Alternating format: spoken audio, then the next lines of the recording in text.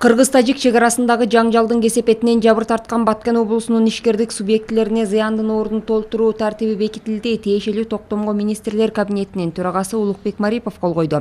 Токтом Баткен облусунун ишкерлик субъектилерине мамлекеттик колдоо көрсөтүү максатында, ошондой эле президенттин Баткен облусунун чегарадагы айылдарын калыбына келтирүү жана өнүктүрүү боюнча биринчи кезектеги чаралар жөнүндө жарлыгына ылайык кабыл алынды. Кабыл алынган чечимге ылайык Айыл банк жана РСК банк ачык акционердик коомдоруна чегара жаңжалынын кесепетинен жабыр тарткан Баткен облусунун тургундары жана ишкердик субъекттери 2021 жылдын 28 апрелине чейин алган зайымдык каражаттарын белгилеген тартипте эсептеп чыгуу жана кайра түзүмдөштүрүү сунушталды.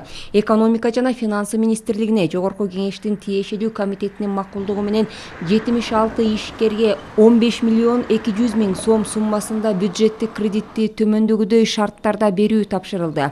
Насыянын суммасы 200 миң сомдон пайыздык көрсөткүчү жылына 0,1%, төлөм мөөнөтү 3 жыл, квартал сайын бирдей төлөмдөр менен жана күрөөсүз негизде. Ал эми финансылык санкциялар жылына 0,2%, алар кечиктирилген карыздын суммасына эсептелет. Карыздын негизги суммасын төлөө боюнча жеңилдетилген мезгил 1 жыл. Ошондой эле экономика жана финансы министрлиги тарабынан жабыр тарткан ишкерлерге зыяндын ордун толтуруу боюнча бир жолку компенсацияны 14 миллион 505 миң сом суммасында тартипке ылайык төлөп берүү камсыз кылынат. Токтом расмий жарыяланган күндөн тартып күчүнө кирет.